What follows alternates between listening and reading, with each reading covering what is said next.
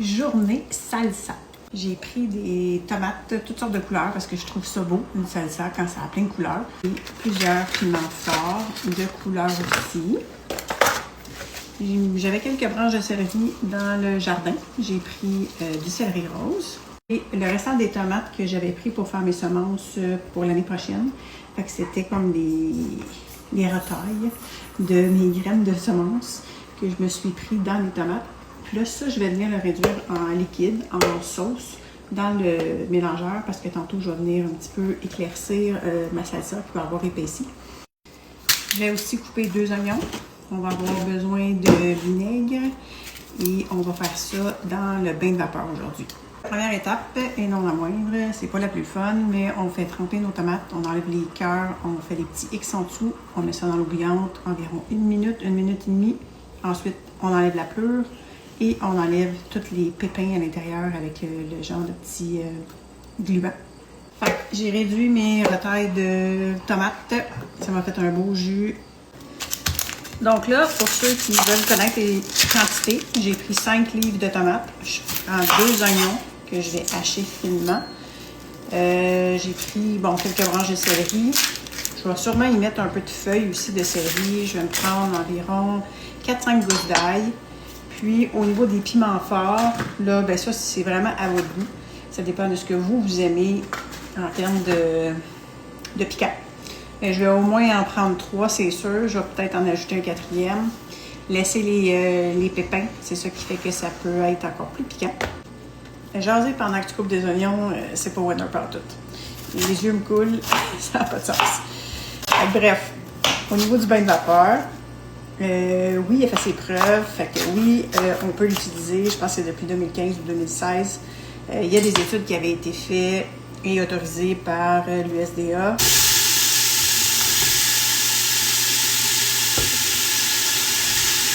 Donc l'ail, le piment, le céleri, tout est là. On met sel et poivre et après ça, on ajoute les tomates. Belles tomates de couleur, elles sont trop jolies.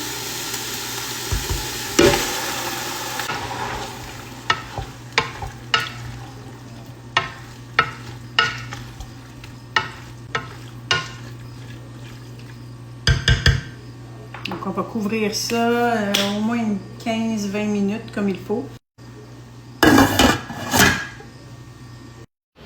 J'ai aussi été me chercher un peu de persil, basilic. On peut choisir un peu ce qu'on veut, là. Puis j'ai pris des graines de coriandre dans mes plants. J'essaie de passer tout ce qui me reste.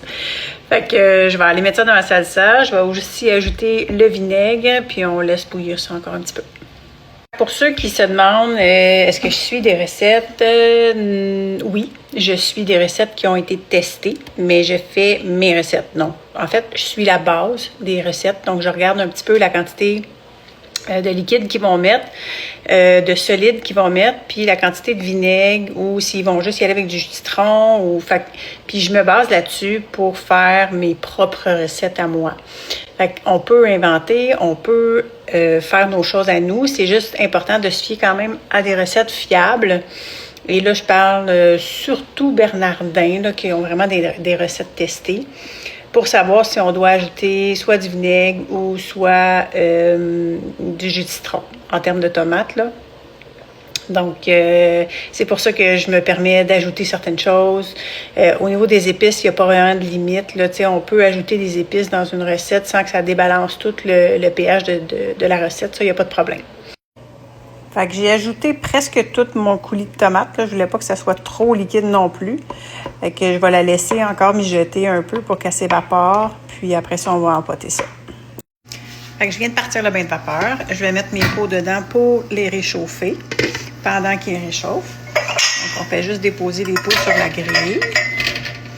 Puis là, pendant son réchauffement, mes pots vont aussi chauffer avec. J'ajoute du jus de citron à chacun de mes pots, environ une cuillère à soupe. Je n'expliquerai pas pourquoi je le fais. Toutes les recettes de tomates mettent du jus de citron. Je sais que j'ai mis du vinaigre. Prends pas de chance, je vais en mettre pareil. Ça ne changera pas le goût. Anyway, c'est juste une question de sécurité. Et on remplit nos pots. Super belle, avec des beaux morceaux.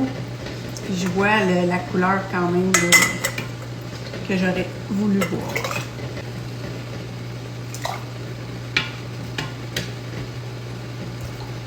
Fait que je suis capable de remplir mes 4 pots comme il faut.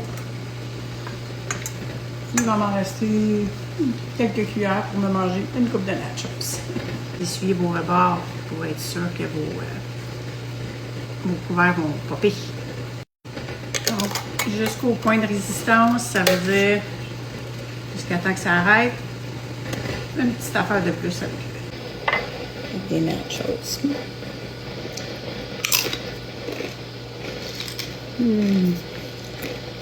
C'est vraiment bon. Moi, j'aime mieux prendre toutes sortes de tomates que juste une sorte de tomate. Ça, on dirait que ça donne une variété dans le goût. Très, très bonne. 4 beaux pots de salsa. Il m'en reste seulement un à popper. Les 3 autres, c'est déjà fait. Bonne journée!